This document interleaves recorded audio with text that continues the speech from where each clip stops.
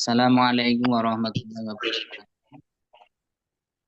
Waalaikumsalam. Kepada yang hormat Ibu dosen, Waalaikumsalam warahmatullahi ya, wabarakatuh. perencanaan metode pembelajaran, beliau Ibu dosen Zahratul Saidah MAMPD, dan seluruh teman-teman kelas B14 yang saya hormati, perkenankanlah kami di sini untuk memaparkan tentang pengembangan strategi pembelajaran PAI sebagai tugas mata kuliah dari perencanaan pembelajaran PAI.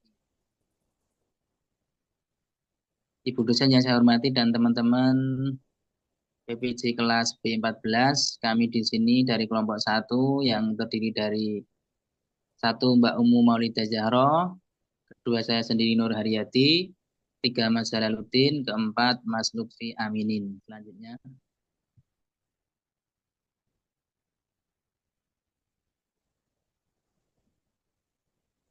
Dari slide yang pertama kita memasuki tentang strategi pembelajaran PAI.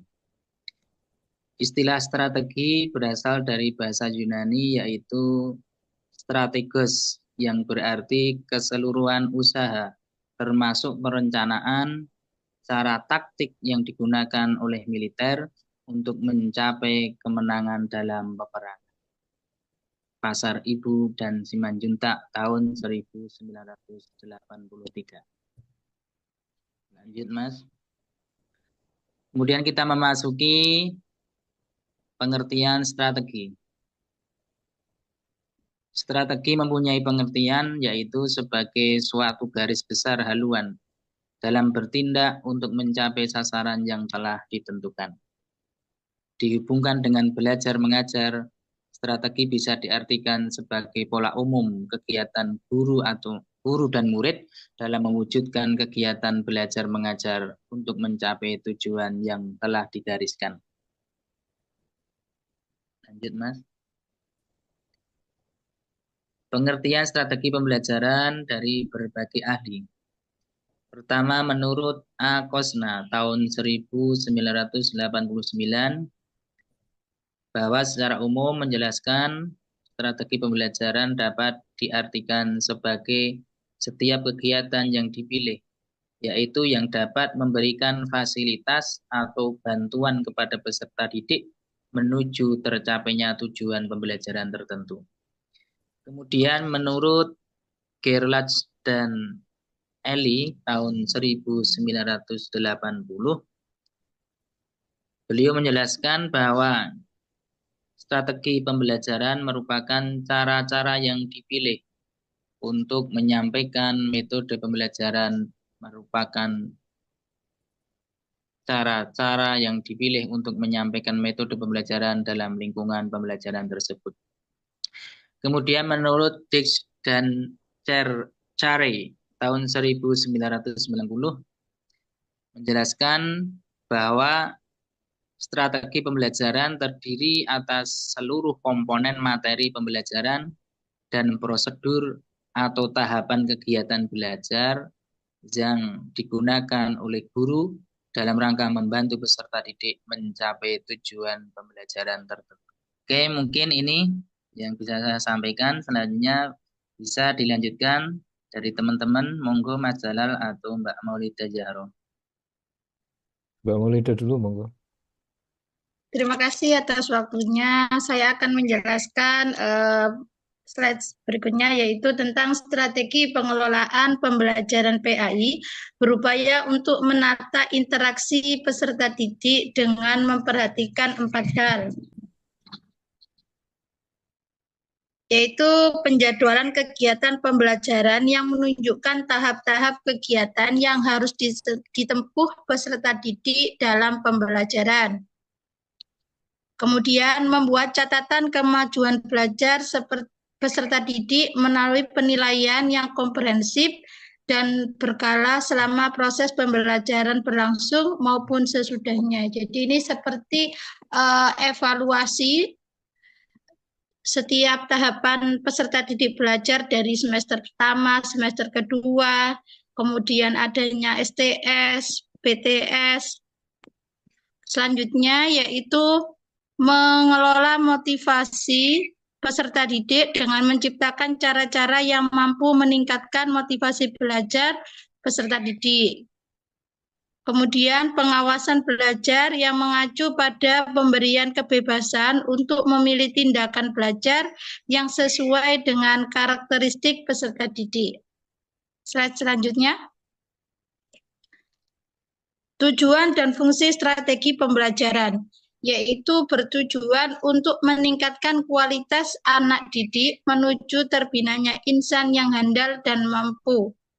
Kemudian siswa memahami apa yang telah dipelajari, baik kemampuan kognitif, afektif, maupun psikomotorik. Atas dasar ini, maka perhatian atau dapat dikatakan kesungguhan, keseriusan siswa proses belajar mengajar menjadi sangat urgent.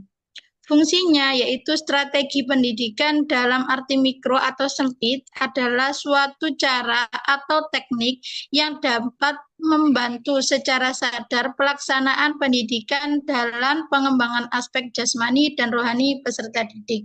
Apalagi saat ini kurikulum yang sering-sering berganti membuat para guru itu sedikit kebingungan. Jadi dengan adanya strategi kita dalam mengajar lebih tertata, lebih mudah dalam menyampaikan materi kepada peserta didik. Selanjutnya, penerapan strategi pembelajaran pendidikan agama Islam. Pembelajaran pendidikan agama Islam selain berorientasi pada masalah kognitif, tetapi lebih mengedepankan aspek nilai, baik nilai ketuhanan maupun kemanusiaan, yang hendak ditumbuh kembangkan ke dalam diri peserta didik, sehingga dapat melekat ke dalam dirinya dan menjadi kepribadiannya. Itu adalah menurut Noeng Muhajir 1988, seperti dikutip oleh DRS Muhaimin MA, ada beberapa strategi yang bisa digunakan dalam pembelajaran nilai. Selanjutnya akan dijelaskan oleh Mas Jalal. Untuk slide selanjutnya yaitu strategi pendidikan. Yang pertama strategi tradisional, yaitu pembelajaran nilai dengan jalan memberikan nasihat atau indoktrinasi. Strategi ini dilaksanakan dengan cara memberitahukan secara langsung nilai-nilai mana yang baik dan yang kurang baik. Kemudian yang kedua, pembelajaran nilai dengan strategi bebas yang merupakan kebalikan dari strategi tradisional. Dalam penerapannya, guru memberikan kebebasan kepada peserta didik untuk memilih dan menentukan nilai-nilai mana yang akan diambilnya. Kemudian yang ketiga, pembelajaran nilai dengan strategi reflektif, yaitu dengan menggunakan pendekatan teoretik ke pendekatan empirik, dengan mengaitkan teori dengan pengalaman.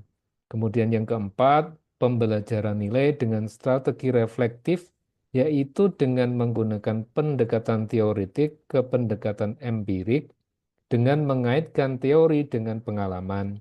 Dalam penerapan strategi ini dituntut adanya konsistensi dalam penerapan teori dengan pengalaman peserta didik.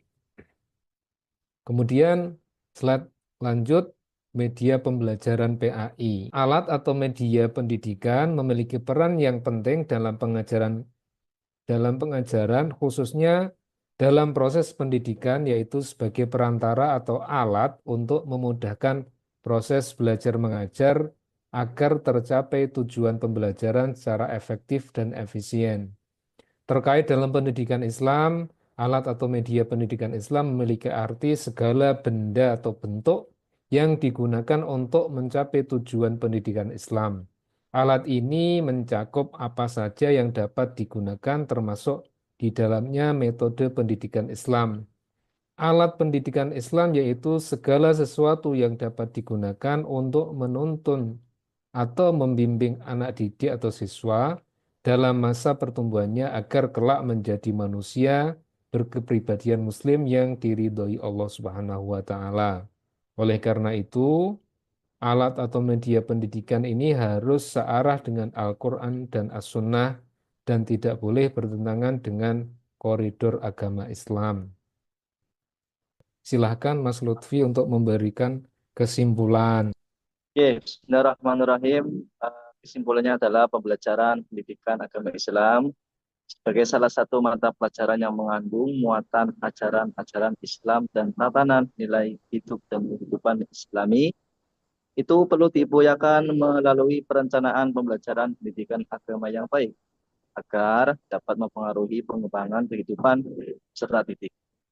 Dalam mengembangkan metode pembelajaran harus berpijak pada 4 hal pokok, yaitu tujuan pembelajaran, isi pembelajaran, sumber belajar, karakteristik peserta didik yang belajar, dan juga perlu kita ketahui bersama dalam proses pembelajaran seorang guru harus sebagai pengajar, sebagai pengajar harus pandai-pandai dalam mengambil langkah agar proses pembelajaran dapat terlaksana dengan baik dan tercapai tujuan pendidikan dengan baik. Itu Mas. Mohon maaf saya baru aktif. Itu slide atau PPT yang kami sampaikan. Untuk selanjutnya, silahkan Mas Nur. Ya, terima kasih dari teman-teman semuanya atas paparannya. Mungkin sekian dari kami, dari kelompok 1, Ibu dosen dan teman-teman semuanya kelas B14. Sekiranya dari Ibu dosen ada tanggapan dan juga dari teman-teman ada tanggapan maupun pertanyaan, dipersilahkan. Terima kasih. Saya akhiri, akhirul kalam. Wassalamualaikum warahmatullahi wabarakatuh.